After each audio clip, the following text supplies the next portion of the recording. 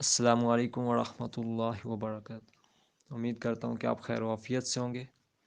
آپ سے سوال پوچھا گیا ہے کہ کیا آپ اس موجودہ نظام سے متعلق مزید جاننا چاہتے ہیں، مطالعہ کرنا چاہتے ہیں؟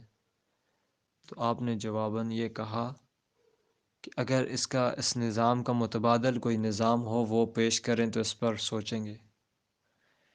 تو اس پر سوال یہ ہے کہ آپ کو ابھی تک جو تحریریں بھیجی گئی ہیں اس موجودہ نظام سے متعلق، سسٹم سے متعلق، ووٹ سے متعلق، تو کیا آپ نے ان کا مطالعہ کیا ہے؟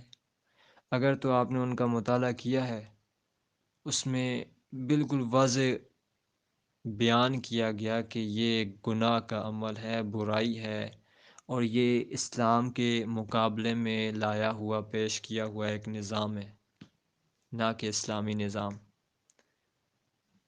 تو اگر تو آپ نے ان تحریروں کا مطالعہ کیا ہے، ان میں یہ ثابت کیا گیا تھا، تو پھر تو آپ کا یہ سوال ہی نہیں بنتا تھا کہ اس کے متبادل کچھ پیش کیا جائے۔ ایک ہے اللہ کا دیا ہوا نظام، اور ایک ہے انسانوں کا بتایا ہوا نظام، اور ان انسانوں کا بتائے ہوئے نظام میں ٹوٹلی مختلف ہے اس نظام کے جو اللہ کا بتایا ہوا نظام ہے۔ احکام اٹھا لیں قرآن و حدیث کے تو بالکل یعنی کہ آپس میں ٹکرا رہی ہیں باتیں۔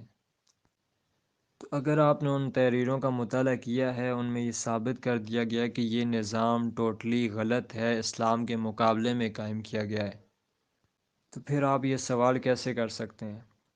جب کہ آپ اس کا متبادل تب چاہیں جب یہ شرعی طور پہ ایسا نہ ہو اور ہم اس کا رد ویسے کر رہے ہوں اور یہ کارآمد بھی ثابت ہو چکا ہو، لیکن ہر بار آپ دیکھتے ہیں کہ یہ کوئی کارآمد ثابت نہیں ہو رہا، یہ کوئی حل نہیں ہے۔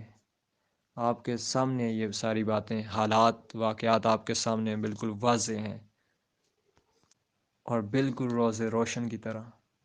ہر بار الیکشن ہوتے ہیں، پھر یہی احتجاج ہوتا ہے کہ سلیکشن ہوئی ہے، الیکشن نہیں ہوئے، پھر اگلی بار الیکشن میں تیار ہوتے ہیں کھڑے ہونے کے لیے، پھر وہی رونا روتے ہیں کہ سلیکشن ہوئی ہے، الیکشن نہیں ہوئے۔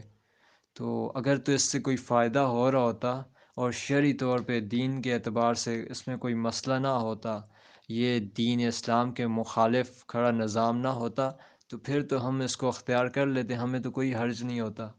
لیکن ایک تو یہ کہ یہ دین اسلام کے خلاف لایا ہوا نظام ہے۔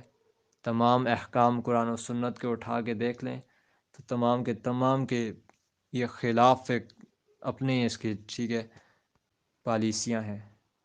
اگر شرعی اعتبار سے ہٹ کر بھی اس کو دیکھا جائے، دین سے الگ ہو کر بھی اس کو دیکھا جائے، تو یہ بیکار نظام ہے، جس کو آج تک جماعت اسلامی لے کر چل رہی ہے، جے یو آئی لے کر چل رہی ہے، باقی جماعتیں اس میں شامل ہو رہی ہیں، لیکن وہ دوسروں کے رزلٹس نہیں دیکھ رہے اور کہہ رہے کہ ہم اس کو اسلامی بنائیں گے۔ یا تو ہمیں کر کے بتائیں کہ ہاں اقتدار میں آئیں، اس طرف سے کہہ رہے ہوتے ہیں کہ الیکشن نہیں ہوتے، سلیکشن ہوتی ہے، یا تو پھر وہ رونا رونا چھوڑ دیں، ٹھیک ہے، وہ نعرے، وہ احتجاج چھوڑ دیں کہ جو ہر بار الیکشن کے بعد آ کے یہ رونا رو رہے ہوتے ہیں کہ یہ الیکشن نہیں ہوئے، سلیکشن ہوئی ہے۔ اب میں آتا ہوں دوسری بات کی طرف۔ دوسرا یہ کہ اگر تو آپ اس کو برائی سمجھتے ہیں، غلط سمجھتے ہیں، پھر مومن کے لیے یہ آیا ہے کہ وہ اس کو اختیار نہ کرے۔ ظلم سمجھتے ہیں، برائی سمجھتے ہیں، گناہ سمجھتے ہیں، برا عمل سمجھتے ہیں، تو اس کے لیے کیا ہے، حکم کیا ہے؟ نبی اکرم صلی اللہ علیہ وسلم نے فرمایا، تم اگر کسی برائی کو دیکھو تو اپنے ہاتھ سے روکو، اس ظلم کو، اس گناہ کے عمل کو، برائی کو ہاتھ سے روکو، طاقت سے۔ اگر نہیں استطاعت رکھتے تو اپنی زبان تو کھولو، گونگے بہرے تو نہ بن جاؤ، لکھو اس کے خلاف، بتاؤ لوگوں کو یہ ظلم ہو رہا ہے، یہ گناہ کا کام ہے، یا کم سے کم بیان تو کرو۔ یہ ایمان کا دوسرا درجہ ہے، اور سب سے کم تر درجہ یہ بیان ہوا ہے کہ اس کا ساتھ نہ دو اور اس کو دل میں برا جانو، اس کے لیے دل میں شدید نفرت رکھو، محبت نہ رکھو، بجائے اس کے کہ یہ کون سا درجہ ہے چوتھا کہ جو ہم اس میں اس کو اختیار کر لیں۔ یہ کہاں کہا گیا ہے؟ ایمان کے 3 درجے بیان ہوئے ہیں یہاں پر، اور 3 ہی صورتیں بیان ہوئی ہیں برائی کے خلاف۔ اور پہلی صورت یہ کہ اس کو ہاتھ سے روکو، طاقت سے۔ دوسرا یہ کہ اس کے لیے زبان کھولو یا لکھو، قلم چلاؤ۔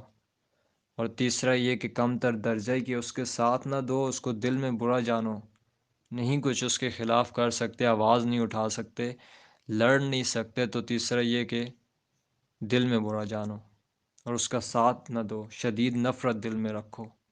چوتھا کہاں پہ ہے کہ جو ہم اس کو اختیار کیے ہوئے ہیں؟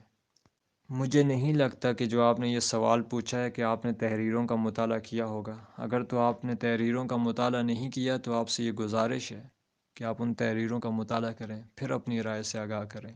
پھر اگر تو آپ کے سوالات کے جوابات ان تحریروں میں موجود نہ ہوں تو پھر آپ سوال بھیجیں۔